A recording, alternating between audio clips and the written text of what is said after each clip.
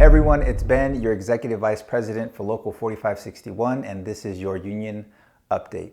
Now, if you didn't know, every 2 years, the International Association of Firefighters, or IAFF, invites many of its leaders to meet in one place to discuss and vote on important issues that affect firefighters like you directly.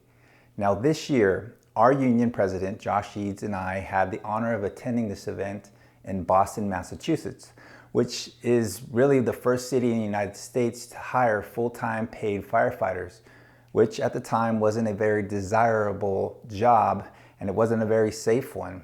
But because of efforts like this, we have made it one of the greatest jobs to have. So you might be wondering why this event matters to you as a union paying member, and why do we send our union leaders to attend these types of events? After all, it does cost money.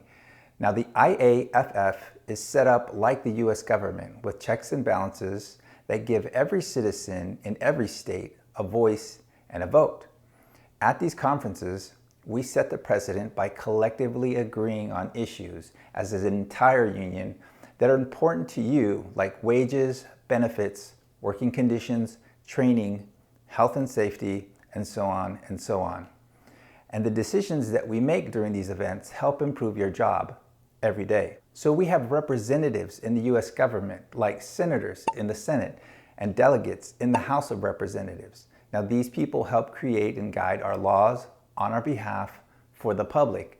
Now, at the IAFF, instead of senators, we have district vice presidents, like our VP. Our district VP is Stephen Gilman. He's a fire captain from Goodyear, Arizona, and he represents firefighters in the 10th District of Arizona, California, New Mexico, and Hawaii.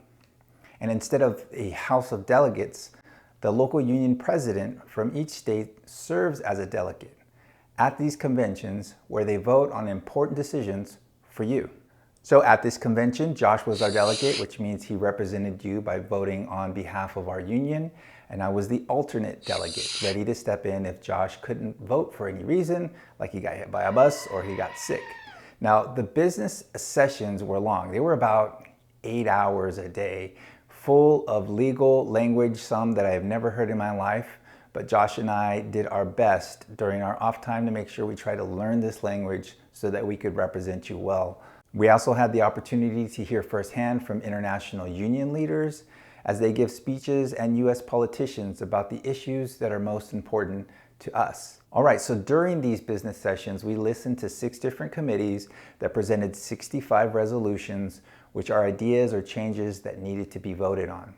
And these resolutions were things like pay, benefits, safety, and how the union is run, and who's going to run the union. And we had to vote to adopt, revise, amend, withdraw, or reject these ideas. Many of the resolutions had a price tag attached to them, meaning if passed, you would see an increase in your dues. And if amended or rejected, you would actually see a decrease in your dues or no change in your dues. So the good news is that even though some of the resolutions led to increases in membership dues, our union was able to absorb these costs. That means there's no extra cost to you. And we were able to do this thanks to the bylaw changes that you recently approved. These changes help to offset any dues that you would have accrued. So Boston was an amazing city. When we were not in meetings, we went out, ate at some restaurants, spoke to the locals. It's crazy to see how much respect these people have. It's wicked crazy in Boston to see how they respect their firefighters. They really do love us, and it's just refreshing to see that the country as a whole really does respect our profession and love our profession. So I left Boston feeling grateful for the work that both our government and the IAFF leadership have done and do every day to support unions like ours. This trip really did make me appreciate all of the hard work that you guys do as our local firefighters.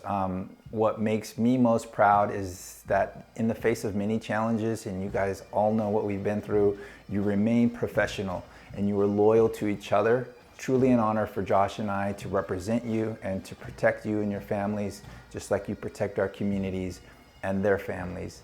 I'm thankful for Team 10th District and our local 4561, and all of you for putting your trust in us. Hopefully in the future we can get some of you guys to come along with us on these trips And that was your September 2024 union update. I'll see you next month.